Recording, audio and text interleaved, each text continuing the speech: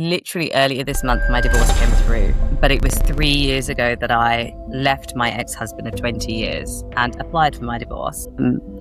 Social media was already a huge thing, etc. But I kind of came out and I was kind of looking on social media and stuff like that, and looking at for Tamil women in particular who were kind of open about having left their marriages or whatever for whatever reason, and trying to figure out how they'd kind of got through it, because it was tough for me. And, I've always said, for me now, I am the adult now that my younger self needed. Yeah. But I also feel like I'm the adult now that a lot of women my age, women older than me, who kind of look at me and kind of go, actually, it's not the end of the world if we leave or if we get divorced or, if our family ostracize us or any of those things. And for me, that was a huge thing. Stop people pleasing now rather than in your 40s.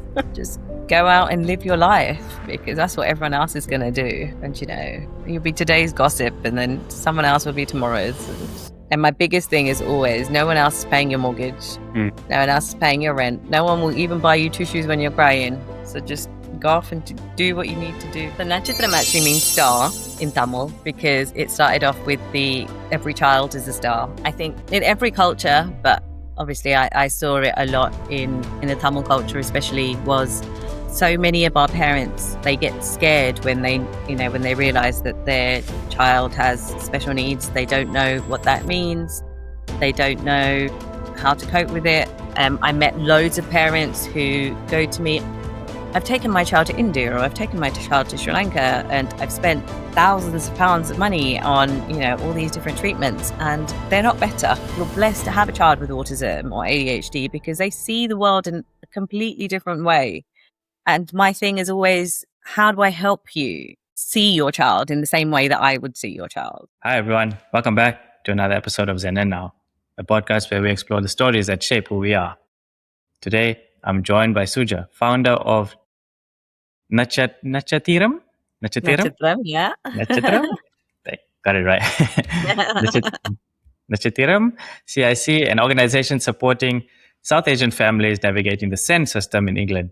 Beyond her incredible work, she's a transformational life coach, a change maker, focused on helping South Asian women break free from cultural conditioning, healing from toxic cycles, and building healthy boundaries.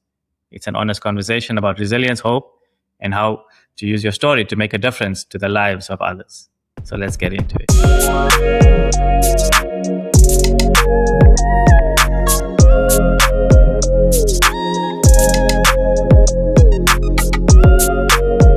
Welcome to the show.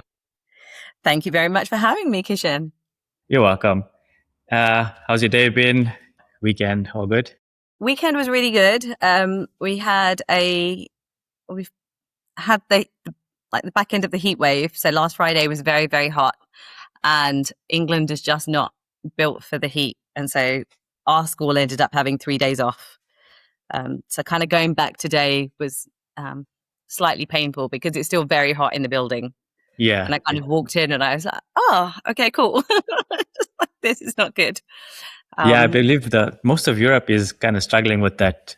Yeah. That intense heat right now. You guys aren't both, you don't have ACs, right? Or just no, we don't. Okay.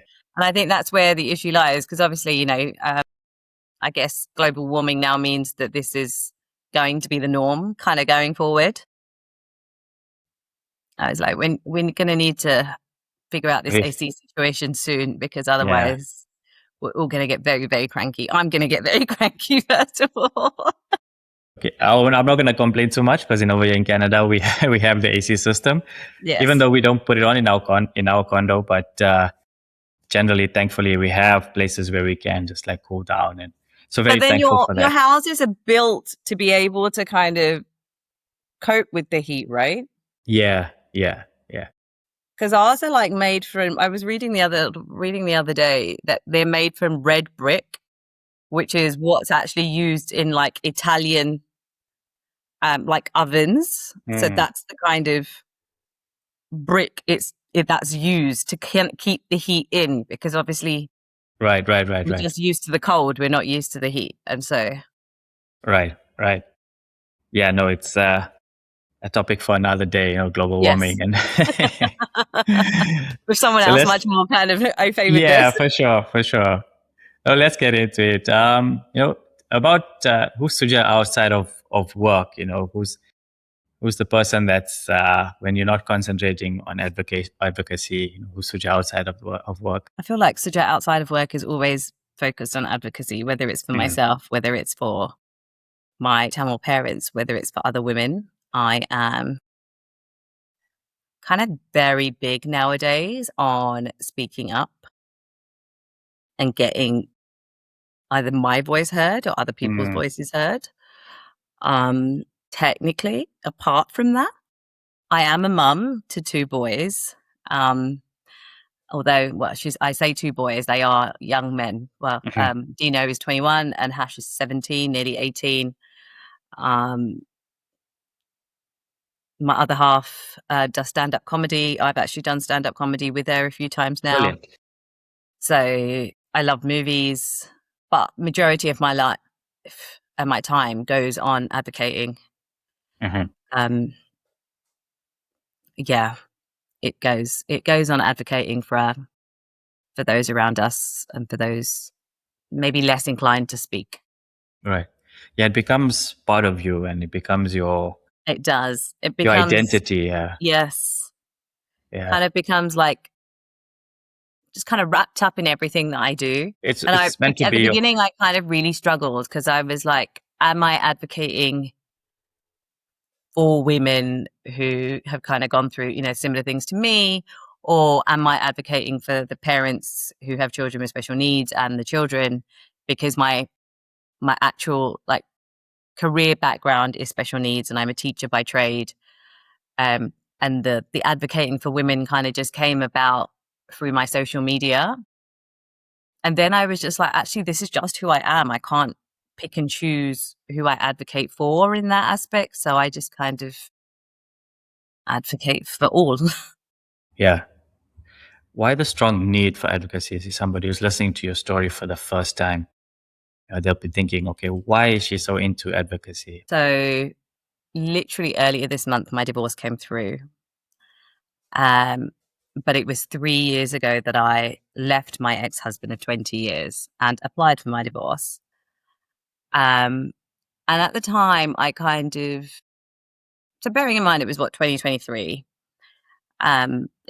social media was already, a huge thing, etc. But I kind of came out and I was kind of looking on social media and stuff like that, and looking at for Tamil women in particular who were kind of open about having left their marriages or whatever for whatever reason,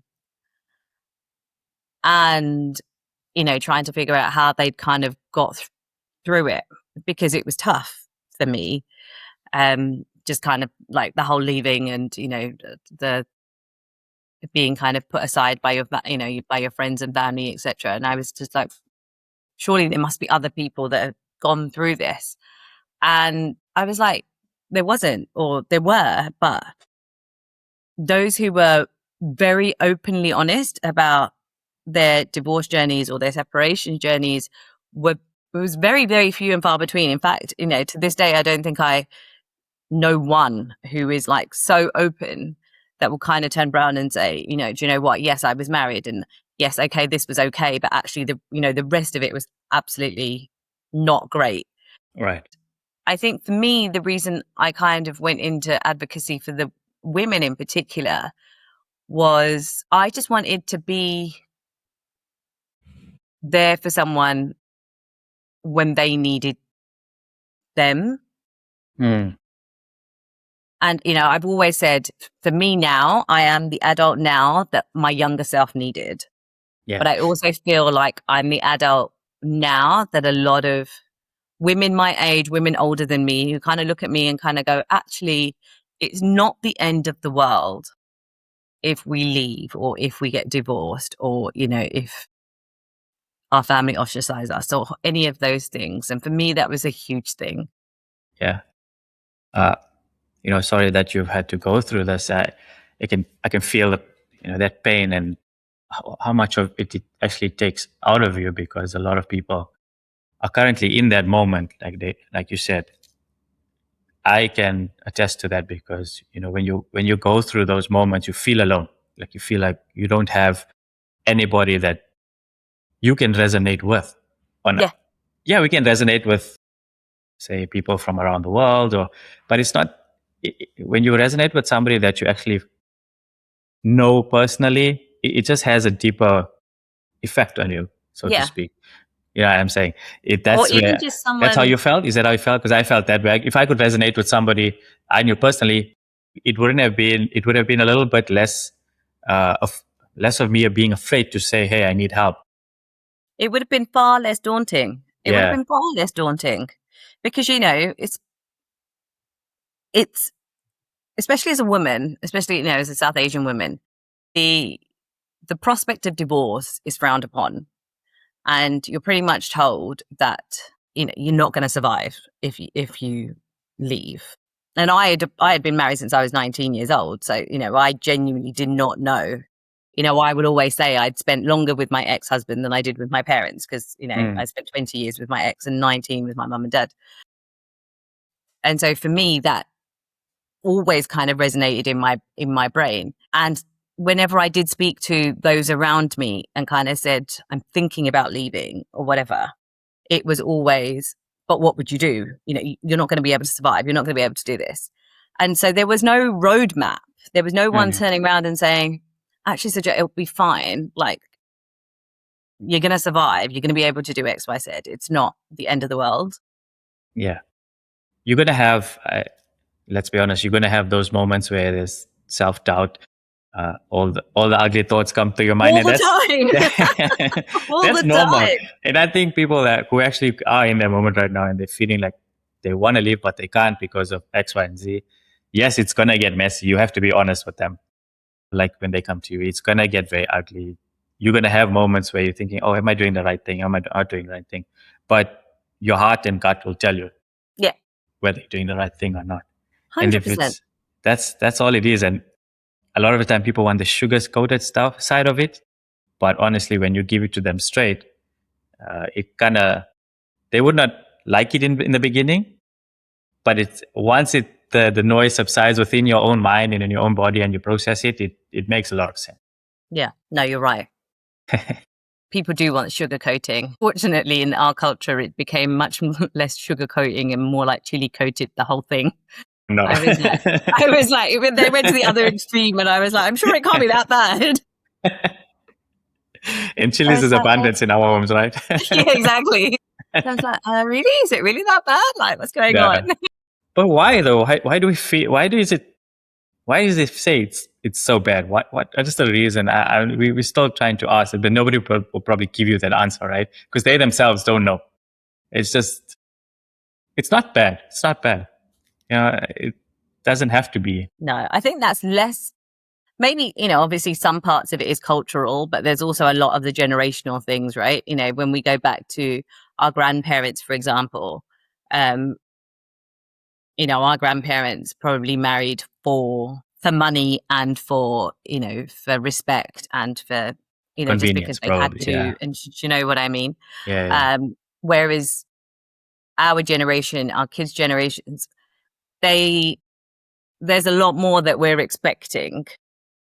I wasn't going to stay married to someone just because he was paying the mortgage like that. No, it's more than that. Marriage is it's more than that. Exactly. But for my grandmother, for example, that would have been fine for her.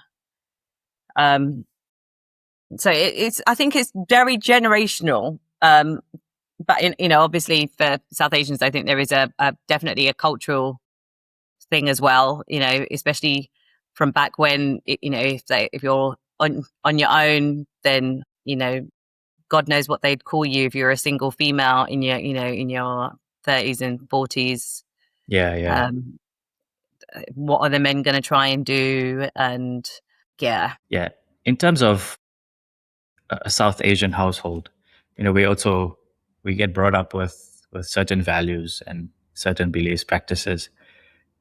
Something that you could share with us that was instilled with you that you still hold on to this day. I actually don't think I hold on to many things, if anything.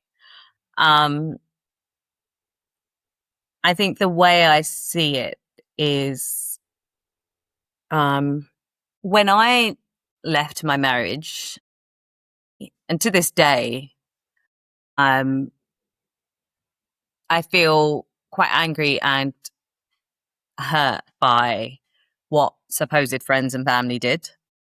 And so I think with that, a lot of these I kind of questioned a lot of the South Asian traditions and cultures and things like that, and kind of thought, well, none of that actually makes sense. None of those things that you say about family and none of those things that you say about XYZ like made sense to me.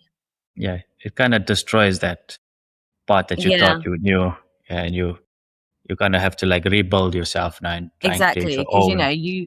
you kind of grow up, especially as South Asians, you grow up with this thing that family is everything, and blood is thicker than water, and all of that. And then you realize that actually blood quite isn't quite thicker No, than water. And that quote is actually wrong. yeah, it's supposed to be. What's it? It's a bastardization of the quote that actually Exactly, is exactly. it's about how friendship is actually better. Yeah, So yeah. So I think there was nothing really that I held on to in terms of that. Even before that, in fairness, like even when I raised my kids, like I don't think my kids would talk to you and tell you that they were South Asian. I think technically they know, but I don't think if you said to them what traditions are like, they would not have a clue. Like they'd just be like, yeah. Yeah, well, yeah, let's be honest, because we all grew up away from India. I mean, from away from the yeah, from where our great grandparents and wherever they came from, because we grew up in the cultures that there be, because South Africa yeah, also is a melting pot of yes, different cultures. So we take yeah. on a We lot of take on the all the different cultures that are around exactly, us, right? Yeah, yeah, yeah, and we hold still to. For myself, I still hold some of the traditions and values that our parents installed in us, but some of it we do question why. yeah, And you don't really have, it's not, you're not being disrespectful. You just no, want to understand yeah, where does it come from, what's the purpose of it, and you're just trying to fit into an understanding of that tradition. yeah, Yes, it's, you can, and there's no formal way, or there's no way that you can say, hey, I can create my own, and that's how you now pass that on to your kids. They can say, hey, you know what, I can challenge my mom because I want to understand it. And you're not going to say, hey, that's just the way it is, forget about it. no. You either They would not listen. Unfortunately for me, my children had Google. So yeah, we had what, the library.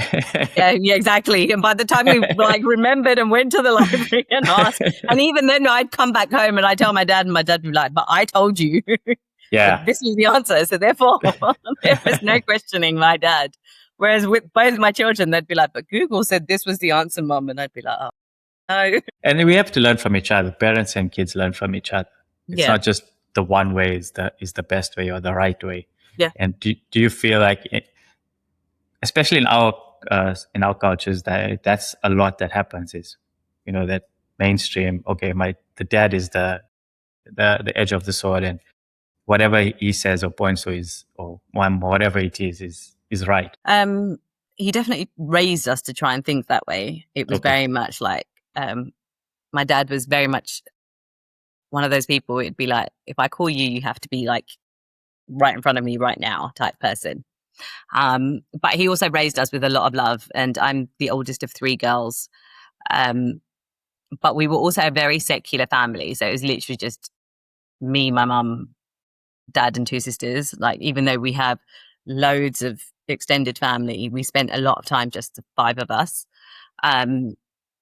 We were a very patriarchal family. Dad kind of ruled the roost and we kind of got on with it. I think as we grew older, he became, and especially with my sisters, it became slightly easier for them to kind of question him on certain things. And then he'd be like, and then he'd turn around to me and kind of go, you never did this. And I'm like, no, I didn't, Dad. I was too scared to. You taking the Yeah. mic. um, but then, Dad passed away before I left my marriage. And hand on heart, I don't know if I would have had the guts to leave if Dad had been here. Interesting. It would have added a whole extra layer of stress that I don't know how I would have been able to cope with. Yeah, I can tell what a challenge that moment is for you. And I think a lot of people in that moment, they kind of, because it becomes your safety in a way, not safety in a way because you've already had the thoughts of leaving, but safety in a way that you don't want to deal with the outside noise. No. Like that. That's the kind of, you want to be, okay, I'll be here, but there won't be that outside noise and judgment and ostracization or just rejection, everything, all that plays on, and that weight just then starts to build and build and build. Yeah. How long did you keep that with you or within yourself before you decided, okay, this is it? I knew for a long time that I wanted to leave. I knew for a long time that it wasn't working. But I think especially after Dad died in 2020 of November, I think that kind of just, sped things through. And I think Dad dying kind of, obviously, you do big kind of checks on your life, don't you? And you sit there and you think, oh, okay. And Dad dying kind of showed me a lot of holes in my life, I guess. I started counselling a couple of months after Dad died, and I still see that counsellor now. So 5 years later, on and off, I've seen Emma since 2021, January. And so the amount of healing and unpicking and, peeling of an onion that I've done since then has been unbelievable. But it also shows you the big gaps in your life that you didn't actually think were gaps, or you didn't know they were gaps. And I think for me, my dad was very close to us. Like, my dad was the type of person who would ring us on our way to work in the morning at like 7 a.m. just to make sure that we were going to work and that we'd eaten and, that we were going to be okay. And then he'd ring us again when he knew we were on our way home from work. And then to not have that, and Dad died from COVID very suddenly. So to then not have that very, very suddenly was, as you can imagine, a huge shock, but also he left a huge hole. And it was at that point where I sat there and I thought, if my ex was to, like, if anything was to happen to my ex, like, would I be as distraught as, one, I am about my dad, and two, as my mum is about her husband? Right. And I thought no to both of those. And I thought, I'm so confused. Yeah, I can imagine just your brain pulling you from one side to the other. Yeah. I can only imagine. And I think the more I grieved, the more I just thought, like, the outside noise, I just wasn't that fussed about anymore. Like you said, because by then Dad had gone and I was just I really didn't care what anybody else was saying around me. After Dad died, I stopped talking to a lot of family members at that point anyway. And so a lot of that kind of noise, background, whatever, got a lot quieter as it was. And then as I started healing through counselling, etc., and I that's when I trained to be a coach as well. So through all of that as well, I just sat there and thought, oh, I can hear myself a lot louder now without other people's noise in the background or saying something in my ear and me kind of going, oh, okay, let me actually listen to them. I had less people in my head and I was like, okay, this actually sounds a lot better. Yeah. And you do it with a lot more authenticity because now you're finally figuring out who you are. Yeah. And a lot less fear, because for me, the worst thing had happened at that point. And so I thought, okay. What's the worst? What's more? Yeah, exactly. Yeah. What else can happen? It's fine. So, yeah. And it's also, I don't know what your question was. I don't know if I answered it. No, you did. No, you did. You did. You hit it. Okay, cool. It's also brave. It's also brave to go on this journey of healing because it's not easy to accept that we have holes in our lives and we we always think that when we grow up, we have a good life, we have family support, we have, like myself, dad paid for all of our education. Mom was there for us at home. So we're very blessed in that way that we actually could count on that growing up. But there's the other side of it where certain things that were not in their control that you have experienced, that you kind of like fill those gaps, and understanding and learning to acknowledge it. You don't have to fill the gap, so to speak, because sometimes it's harder than to focus just on filling. It gets a lot. But just understanding, okay, wasn't your fault. It's just certain things that probably moved you into certain directions that you had no control over, and now that you're just trying to put those pieces back together. And hence why now, in my previous guest, she does a lot of healing with kids now, and that's amazing because just giving them the tools very early on in life to manage whatever's coming along. And we started now in our 30s and 40s. There's a big gap. I know. to make That's up. what I said. That I keep saying to my counselor. It's like that onion just does not stop peeling. Yeah. You just keep going. And I'm like, is this what happens when we get to to my age and I'm trying to now heal? And I'm like, I don't have it in me to keep doing this all the time. I always look at my body scars as warrior scars, because you put yourself out there. Yeah. It's like, hey, I got this nick from falling down when I was like 6, or I got this.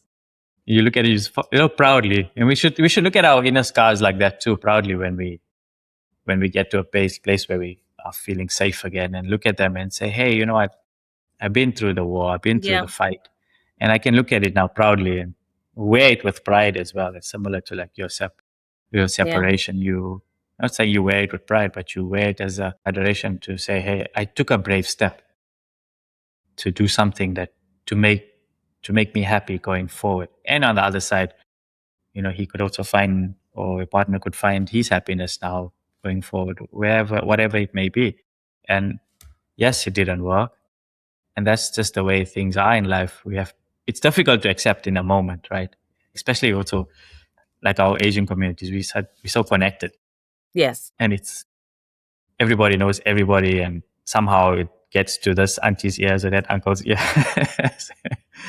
But nonetheless, it just, whatever happens in your home is what you concentrate on. Everything else is just.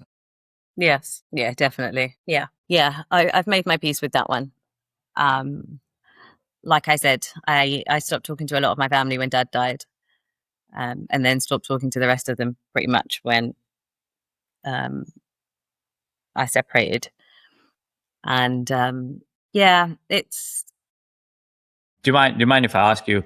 Did a lot of people blame you? Yes.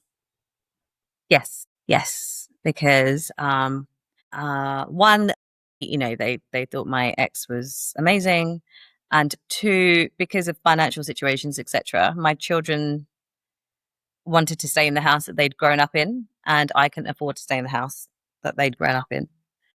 So he stayed in the house with the kids.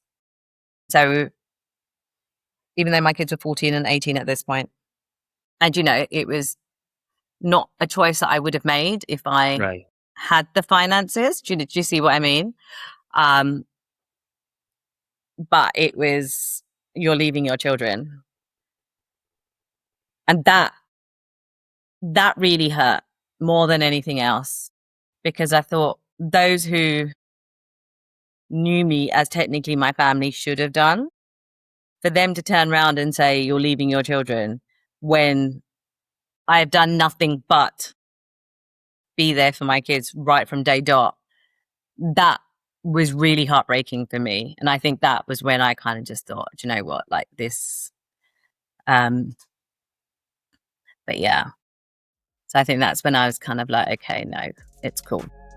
Yeah. Before we jump back into today's episode, a quick favor. If you're enjoying the conversation, please take a moment to subscribe, follow, and share this podcast with someone who could benefit from it. And if you haven't already, leaving a rating and review helps us reach more people and continue bringing you meaningful conversations each week. Thank you for being part of this community.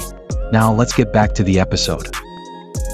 I hear you, and that question that gets asked around a lot, because taking responsibility and accountability is something that we lack in this culture, I think. Yeah, you're A lot telling of me. us. A lot of us. I myself too. I'm learning to get better at that. Not proud at, like, I don't at times, but I'm acknowledging that when I am wrong, I have to also own it. Yeah. Sometimes, we stand in our pride, and we don't want to be Yeah. there. I think there But, is a lot to do with pride. I think there is a lot to do with we're not taught how to, we're not taught how to say sorry. We're not taught to apologize or kind of, seek forgiveness or whatever. Just to say, I'm wrong.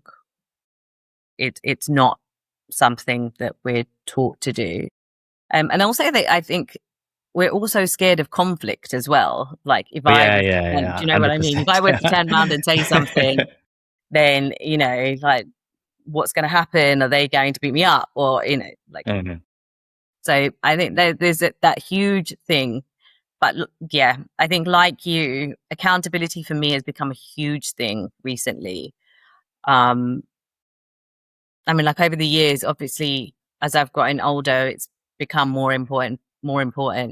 But I think over the past 6 months in particular, it's kind of become like almost like my number one thing is take accountability.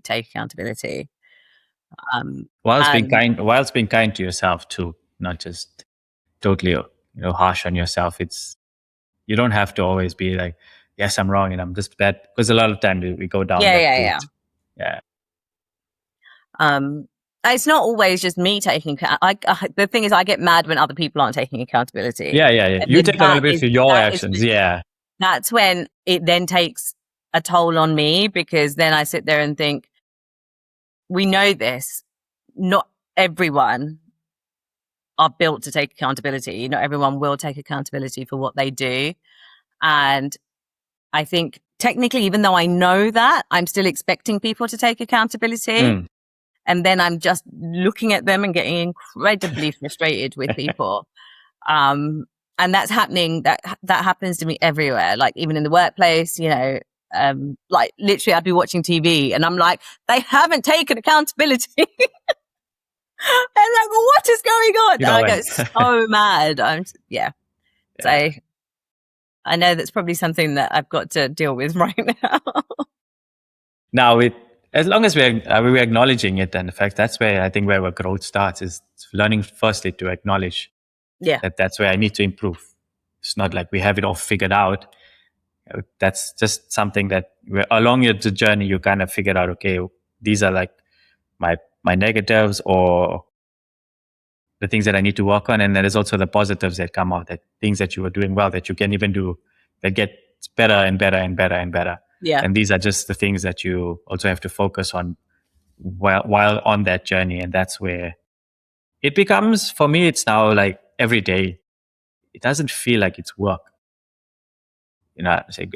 Sometimes in that moment, you feel like it's so heavy. There's so much work to do. Oh, everybody says it's messy. Everybody says it's dark. And how am I going to get through this? But once you start, and you start to leave the darkness, you start to leave the heaviness, that the wheels just start turning, and you've kind of reach out and you meet new people who are more aligned to you, and you kind of figure out 100%. Definitely. That happened to you as well. And you end up becoming much more at peace with yourself, because you find your circle. And you find the people that you do align with. You find the people that have this, similar interests to you, take, similar amounts of accountability. Yeah. And it's not the kind of relationship where it's, you scratch my back and I'll scratch yours. It's an actual, I guess it's the relationship that, when we grow up, our parents are telling us that this is what a family relationship is, but actually it's never that relationship. That's what it ultimately feels like, is you've got people there who have got your back, and who've got your back regardless. And as you can imagine, past 3 years, I've gone through some pretty awful moments, and my chosen family have been there every step of the way. They will be on the phone at like odd hours in the middle of the night. They will, I know that, if they think I'm on my own over a weekend or over a holiday, they'll ring me and they'll be like, "So Joe, what are you doing? Like, why are you not here? Why are you on your own? But like, come round here. Like, don't be on your, like, do you know what I mean? Like, Nice. yeah." And that's you can't can't underestimate that at all. And I'm so grateful for those people. Good on them. Yeah. There's a few that decide to build something that helps others as well. And you built something called Nachatiram. Can you, and also guiding people through sand, can you give us, or my listeners, or even so whoever's listening, what that actually means and what it stands for? So Nachatiram actually means star in Tamil, because it started off with every child is a star. I think in every culture, but obviously I saw it a lot in the Tamil culture, especially, was so many of our parents, they get scared when they realize that their child has special needs. They don't know what that means. They don't know how to cope with it.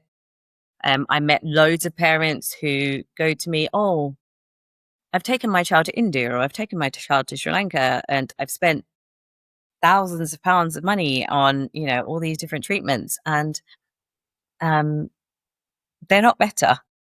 And I'm like, you can't, take the autism away or the ADHD away out of a child by doing something like Ayurvedic treatments. It doesn't work.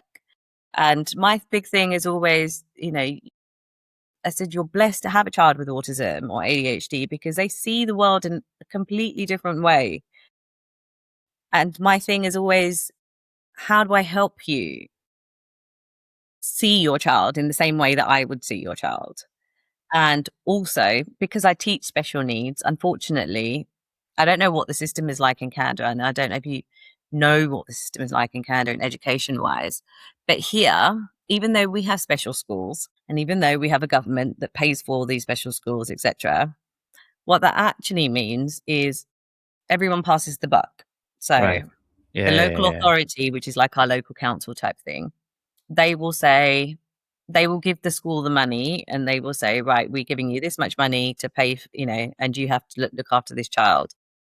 And the school will take the money, and then they're saying, okay, so we've taken this money and this is how we're going to look after this child.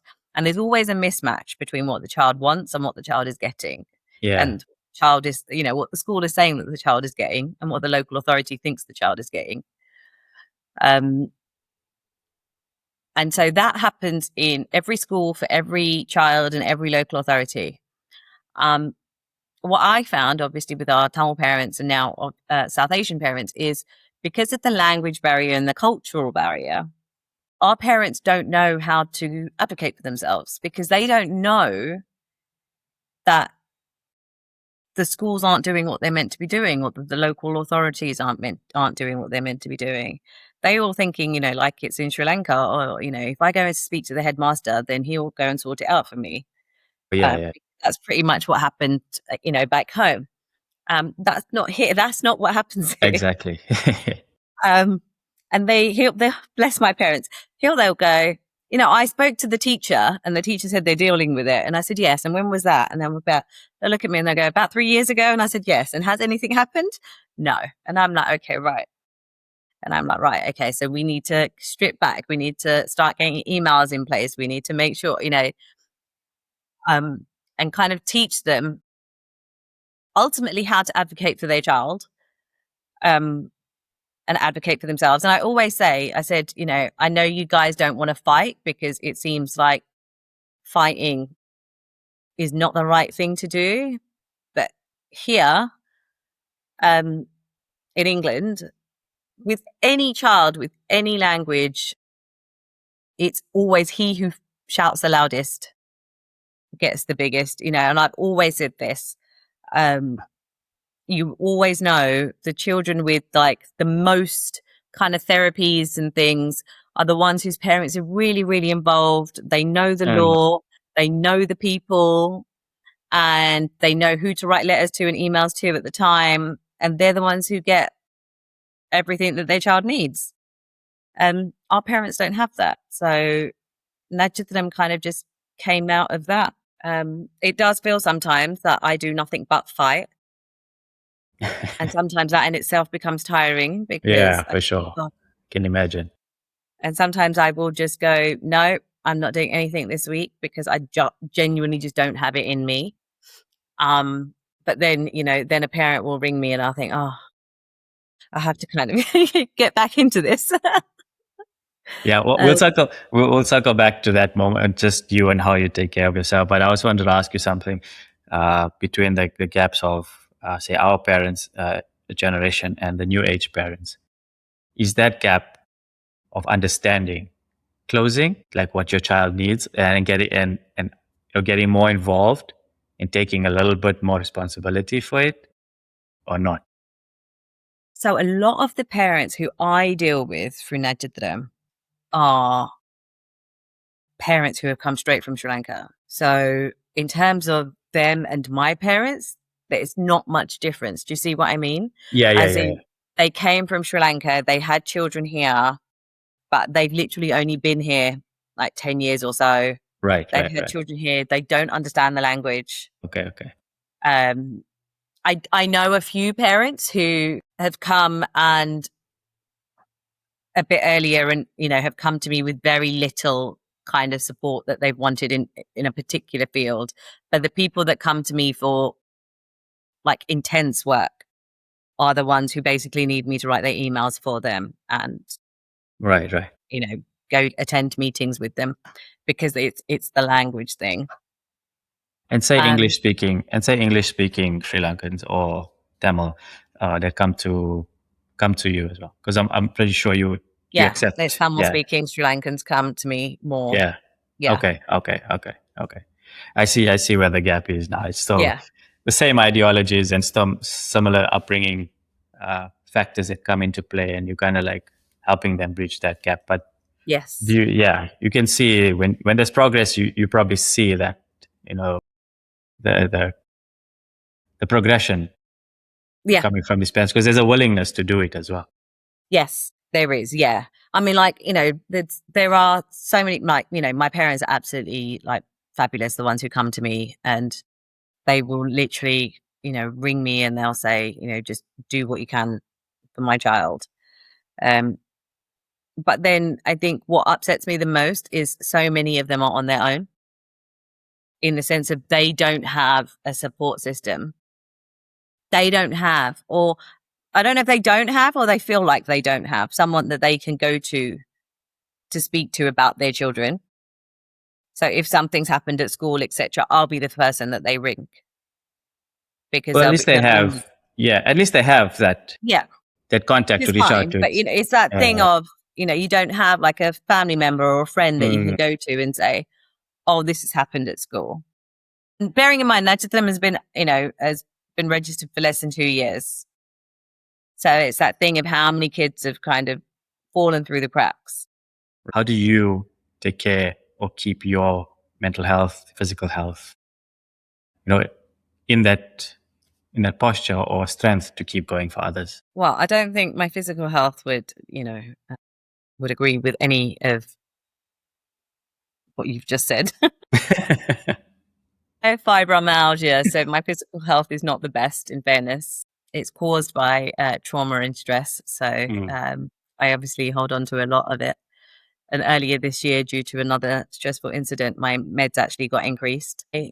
I'm quite good now at boundaries, etc. If I kind of turn around and think I genuinely can't go out, or I don't want to go out, I will turn around and say no. If we've got like a heavy Friday or a Saturday, I will always turn around and say, I'm not going out on the sun. Like I will put in pockets of rest here and there. I think that's been really, really important for me. And also I kind of know, like when my battery is low, I know I don't, in terms of mental health, I don't really interact with a lot of people bar my kind of work colleagues when I'm at work, and then, my like very kind of close inner sanctum. Right. And if I do, then again, I will know that I've got to kind of almost protect my energy on certain other days, so that I can kind of almost look after myself. My biggest thing that I love to do is I love to go to the sea. And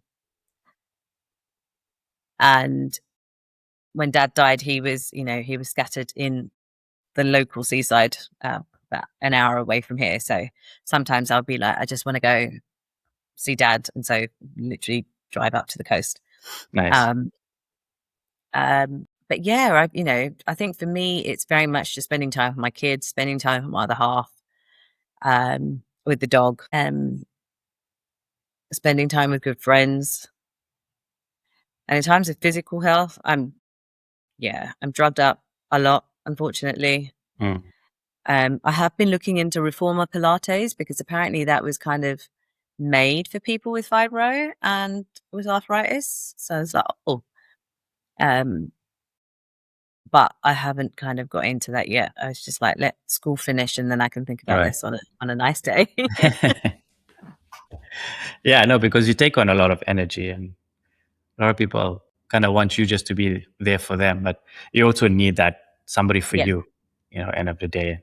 Which is why I said, yeah. You've got now your nice, adopted family, and your partner is, they're all there for you, and you feel grateful when you have that, because a lot of people they're always alone. They just don't know how to voice their concern or whatever it is, and sometimes we feel like writing down something is so childish, so kid-like. But I heard something. I heard something. Yeah, I heard something the other day. It's like for people experiencing anxiety or trauma, what's one thing that you could do immediately to try and alleviate some of that pressure is writing it down. Yes. It's a simple thing. You can, like, even on our phone, we have like notes on our phone. You can just, put it down because you're literally taking it out of your brain and putting it. Yes. It starts to help you alleviate some of that noise in your brain and the intrusive thinking, whatever it is. There's also the breathing method, right? I just do 4-4-4. So just breathe in for 4, hold for 4, and breathe out for 4. Yeah, breath work is the easiest thing.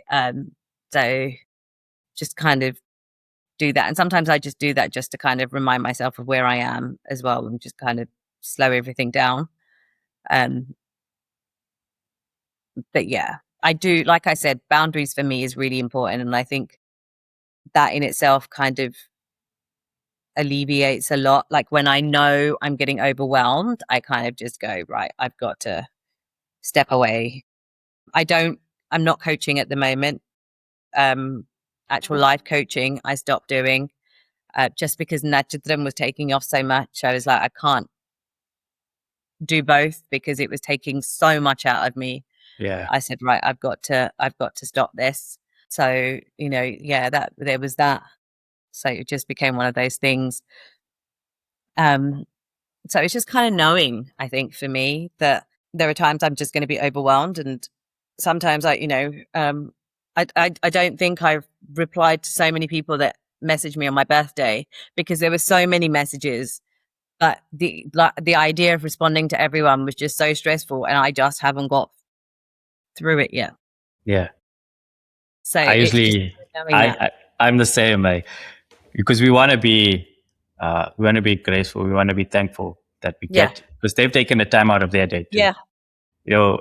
And some days, you don't do it out of ill intent to not message somebody back. It's just that you're probably in a different space of mind. So I usually just put out like a video note to everybody thanking them, and to say, because it also, then I'm acknowledging that they have taken the time out for us, and you put it out there and it gets received. Yeah. And, you then fill your cup and you fill their cup. Yes. Just the connection is made. Cool. Thank you so much. Appreciate it. Because we feel like I'm a people pleaser. I'm a people pleaser. I don't like making somebody feel bad. Yeah. No, I hear you. Yeah. No, I hear you. But we learn as we go along that not everybody likes us, and we don't like everybody. So yes, cool. Exactly. Yeah, no, the whole people pleasing thing isn't a thing for me anymore. I genuinely am just kind of like, yeah, okay, cool. I don't know if it came with age. I don't know if it came with just my life as it was. I was just like, yeah, okay. Yeah, you get to a stage in life, and everything just starts to be like meh. Like, to be honest, all the outside noise of all that outside noise of what was once, like, okay, cool. Yeah. You want to shout at me? Yesterday, actually, I was riding. Went on a bike ride in the morning, and there's a homeless guy sitting on the bench, and obviously he was chatting, not to anybody, but just himself. And I think he saw me, and he started arguing with me and shouting at me. But I was just like, okay, cool. I just nodded at him and I rode past him, and cool. Before, I would have been engaging, like, what's your problem? Are you stupid? Are you mad? Now it's like, in some moments when I do care, I will engage. But other than that, nah, it's cool. I'm just going to move on. No need to stress yourself out. That's the problem, isn't it? Yeah. I'm like that sometimes. Like, obviously, because I do TikTok, sometimes like the comments I get on it, like sometimes I just look at it and think, I'm going to block you now because I cannot be bothered. But other times I just look at it and think, I don't think so. I'm going to respond to you in the worst way possible that I can possibly imagine now. And sometimes it's just there to say the nastiest things, and you take a step back. Because social media does. I mean, you do get interactions with people who just are there for the make, and they're just there to enrage you for no reason. 100%. Rage bait. Yeah. And they push you. Yeah, I feel like some people seem to come onto social media just to do that. Yeah, it's like they get their kicks out of it. Like, you guys have too much hate in your bodies and too much time on your hands. Just breathe, brother. Breathe. It's okay. Yeah. As we reflect and wind down the pod, we've spoken a lot about cultural differences, how it affects us growing up. And, if Suja, the young Suja, was sitting next to you right now and asking, what advice would you have for me now in this moment, reflecting upon it, what would you tell her? Stop people pleasing now rather than in your 40s. Just go out and live your life, because that's what everyone else is going to do. And, you'll be today's gossip, and then someone else will be tomorrow's. And my biggest thing is always, no one else is paying your mortgage. No one else is paying your rent. No one will even buy you tissues when you're crying. So just go off and do what you need to do. Lovely. And we bring it back to the present moment. What inspires you today? I think knowing that I am the person that I needed to be when I was the young Suja. And I think I just continued to thrive to be the person that I continued to need as I grow older. I just think I am the only one who has walked in my shoes. I am the only one that kind of knows what's gone on in my life. And I am the only one who's kind of moved past all of it and come out the other end the way I have. And I'm damn proud of that. I'm very proud of that. Pat yourself on the back. So therefore, it's kind of just knowing that, and just that gives me the drive to keep going. Yeah. I'm just going to keep getting louder, I think. Brilliant. And we look forward to that loudness and seeing that. Yeah. Lots of people will disagree, but hey ho. Hey, we'll advocate for it. We are exactly. No, Suja, thank you so much. Not just for the work you're doing through Nachatiram, but for allowing us into your story today. Your Thank you. willingness to share the difficult chapters just reminds us that our struggles don't have to define us, that they become the very thing that helps someone else feel seen too. So for everybody listening, if this conversation resonated with you, please share it with somebody who may need to hear it today. Remember to like, share, and subscribe. Follow Suja's journey. Suja, where can people contact you? Should they want to or should they need to? So I am the Tamil life coach on both TikTok and on Instagram. Links in the description below, guys, as well. Healing is never about failing. It's about discovering that every time life knocks you down, you're capable of rising even with greater compassion, wisdom, and purpose. And on that note, thank you so much, guys, for joining us today. And until the next one, stay zen. Thank you. Thank you.